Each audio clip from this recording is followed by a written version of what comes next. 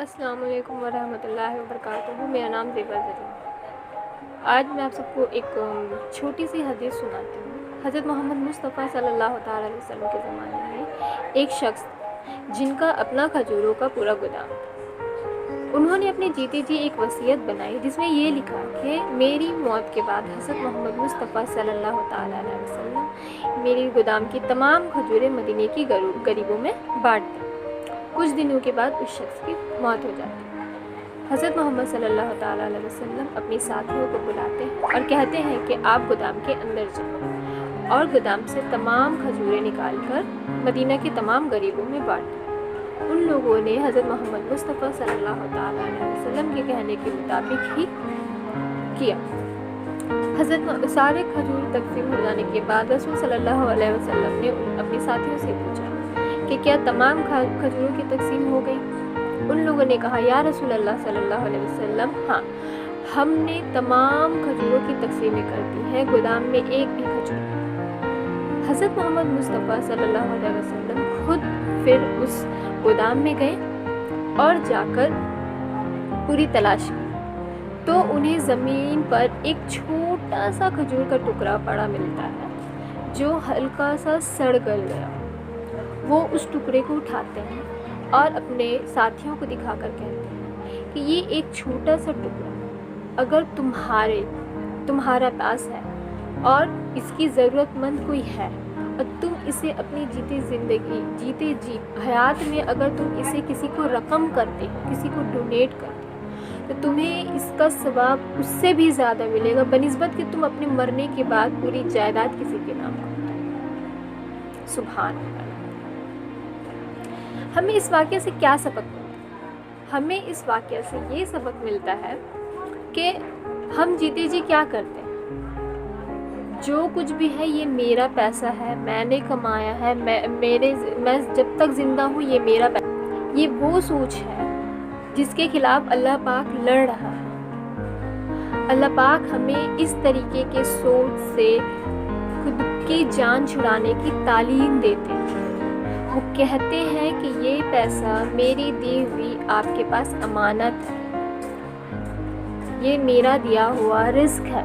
اللہ پاک نے قرآن میں کہا ہے انفقوا مما جعلکم مستخلفین فیہ، ہم رقم کے بارے میں اللہ کے خلیفہ ہیں۔ انفقوا مما رزقناکم، جو کچھ میں نے آپ کو دیا ہے اس سے دور رہو۔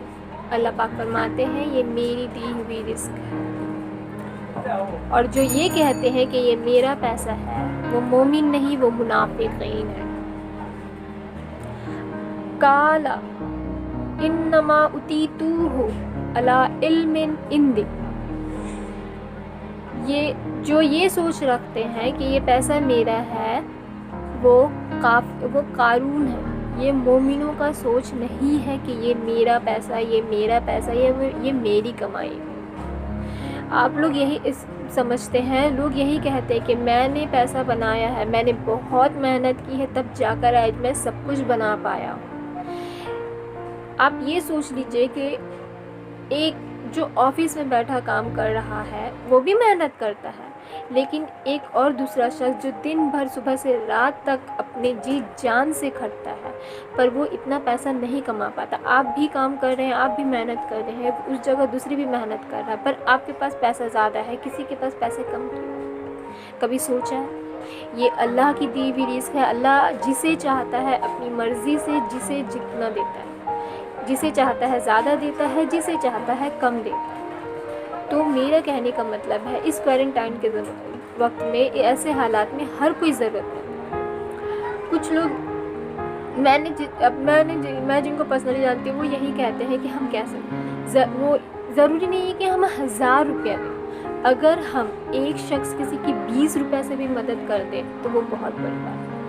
مان لیجیے اگر میں 20 روپے دے رہی ہوں اور 100 لوگ 20 کر کے دے رہے ہیں تو وہ 2000 وہ کتنے غریبوں کے پیٹ کو بھر سکتا ہے۔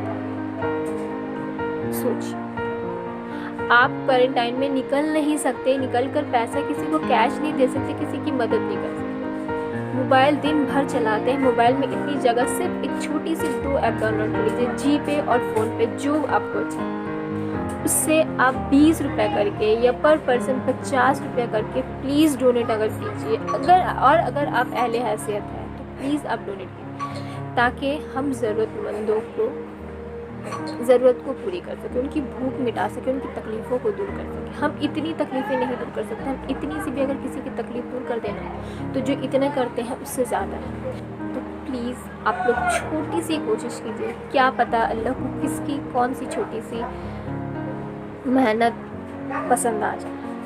Please please please donate for needy person, I beg you all. غلطی خطا ہوئی ہو معاف کیجیے۔ السلام علیکم، اللہ حافظ۔